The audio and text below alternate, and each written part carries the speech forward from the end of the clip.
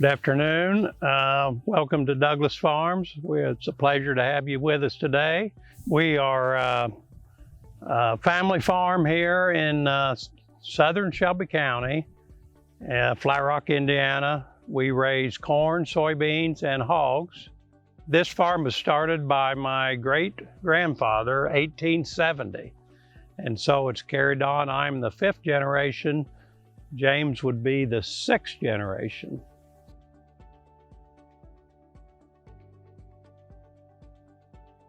I'd like to give you a brief overview of this year's planting season, and first of all make a comment about extremely dry December, January. We had some snow moisture in February, and then kind of went through traditional March, and but basically a lot less moisture than what Indiana would be accustomed to. And that let the fields be dry in April. And when the fields are dry, it makes the season go relatively easy. We started planting about the 18th of April. Some in the area planted 2 weeks earlier than that and so forth. And then April 20th, we had a snow. And then the weather straightened up again and people planted some more. And then 1st of May came around and we had 2 weeks of wet and unusually cool weather. And that was very detrimental to those crops planted right before that. But all in all, here it is, the 21st of May, and we're 100% done with our corn and just days left to do on the beans. And so we're pretty happy. The crop looks like it's off to a relatively good start here in Indiana, and so are very pleased at this point.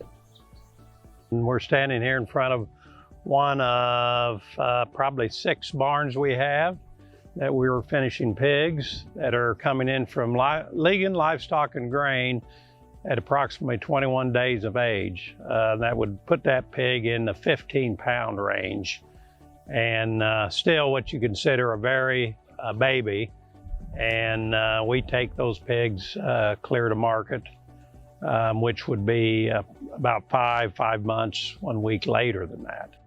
When these pigs come in here at about a 15-pound weight range, they'll get a few pounds of pellets, which will be a highly fortified diet. Then we'll move on to a heavier ration of soybean meal and corn and so on until we get them finished out to a market weight.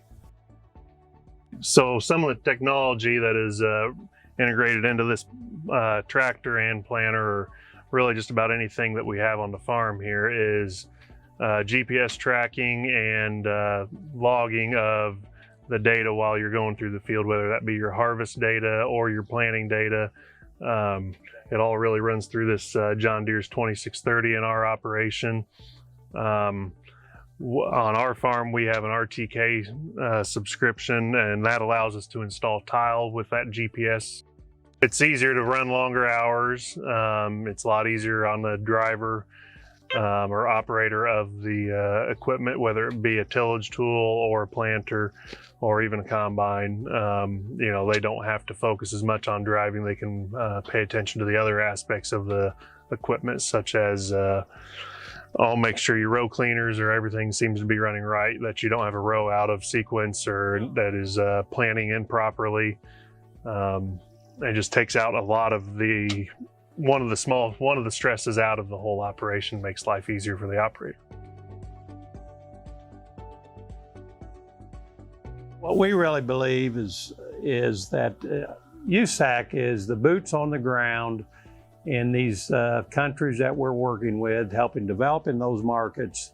And it's so critical that their people are there in touch with those markets to assist those customers in anything that they might need, whether it's actually utilizing our product or helping our product get in place, trade negotiations and so forth. And so tremendous organization, and Indiana supports USAC both monetarily in programs plus with staffing as far as some of our members being involved and so forth. And so what I've witnessed personally is on USAC trips, been where they've helped us. Is Indiana has taken a trip to Colombia, market development trip, and USAC showed us around there and showed us their programs they were putting in. I've been on a mission to Sri Lanka, India, and Bangladesh with USAC and seen programs that work in those countries. Indiana market development in Vietnam, USAC was critical in showing us programs there. Went to the 50th anniversary celebration with Taiwan a couple years ago, right before COVID. And Taiwan has been obviously a customer for 50 years and tremendous loyal customer of the Indiana and the U.S. And then we have hosted the Global Trade Exchange in Indianapolis several years ago. Just can't say enough about what a pleasure it's been working with the people in USAC and getting to know them and understanding the importance they bring to not only Indiana farmers, but farmers across the Corn Belt that market soybeans. I would like to congratulate the Soybean Oil Masters that have made this program this year a possibility. And this is the 4th year that the Soybean Oil Masters program in Indiana Soybean Alliance has supported it. USAC and ISA, in cooperation with USDA, will try to position the Soybean Oil Masters to be recognized as the most advanced soybean oil experts in the food industry. Thanks for going on the video tour today, and if you're ever around in person, we'll be more than happy to show you around our farm.